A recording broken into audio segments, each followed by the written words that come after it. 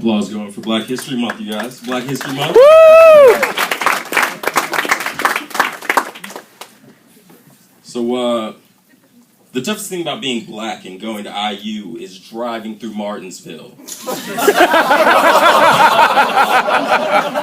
Driving through Martinsville is the equivalent of having Pablo Escobar just plaster your face in cocaine and saying, just go through customs. I mean, it's just me in my car, and I'm just sitting there with AAA, just thinking, please don't have my car break down. Please don't have my car break down.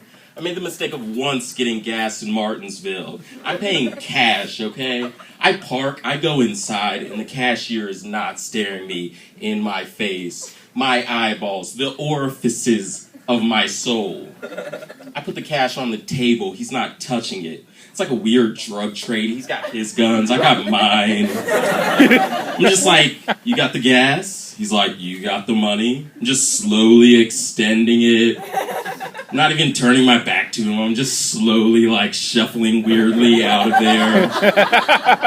So I go to the car, and my girlfriend's going in the store. She's white at the time. I'm not stupid. I'm not going in at the same time as her. I'm smarter than this. So I'm putting gas in my car, and I'm sitting in there. And when she comes back, I was like, how's your experience in there? And she's like, oh, it was lovely. I had a little conversation with him and everything. So I put the gas in my car and I book it. I'm like, you know what? Martinsville is racist. And she's like, you know what? You're right. And then she tells me this story about how her mom used to work for the Indianapolis Star. And back in the 80s, they had some type of state championship at Martinsville High School. And so what they did was they went to run the story. And when they got there, they wouldn't let one of the reporters in there because he was black.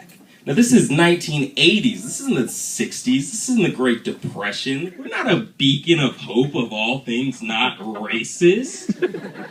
Even Indianapolis is pretty racist depending on where you go. There's this place called Ravenswood. Its nickname is Ravenstucky. And in Ravenswood, there's no stoplights. There's no street lamps. There's not even stop signs. It's just this weird woods and this lake where they used to lynch black people. Do you understand what I'm trying to say to you? It's weird being black in some places. I get weirded out in ghetto places. I'm not ghetto. I go to IU. I pay tuition. You understand what I'm trying to say to you. I pay tuition. Do you know what tuition is to a black man? Tuition is like your get out of jail free card. It's like, oh, he has tuition. We can barter with him. So, my ex, she's from this small town in Indiana called Fairland. And in Fairland, they have these things called pig roast. And if you don't know what a pig roast is, it's pretty much where a bunch of people come together and stare at the black person. And she's trying to tell me that, you know, you should really go, you really like it. And she's like, there's hay rides, and my parents actually buy a pig, and there's a DJ who performs. And all I'm hearing is, you need to go to this, otherwise I'm seriously going to question what you think of this relationship. And what I want to let you know is, you don't know what love is until you're ready to go against all of your instincts, just to prove to the person you're with that they're wrong.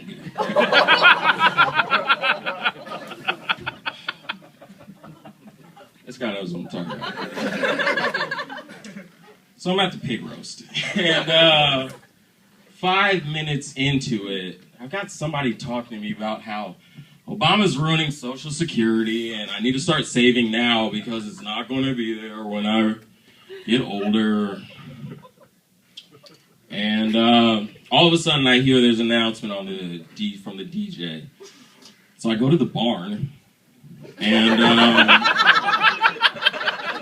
it's a pig roast, guys. There's always a barn at the pig roast. I'm starting to think you guys aren't from Indiana.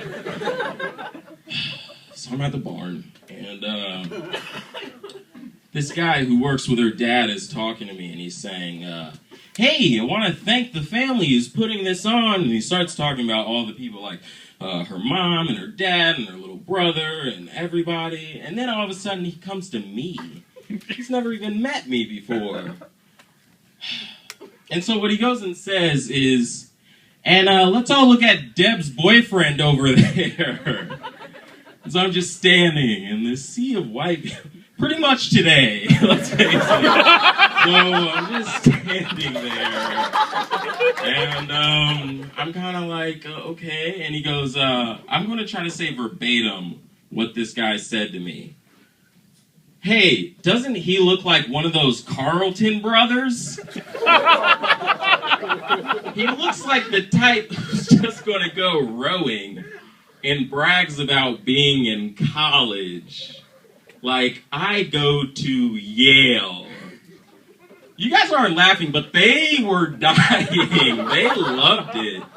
And you don't understand how hard it was for me to not run up to the stage and just grab the microphone and be like, you people don't understand. I pay tuition. All right, thanks. I'm Taryn, that's my time.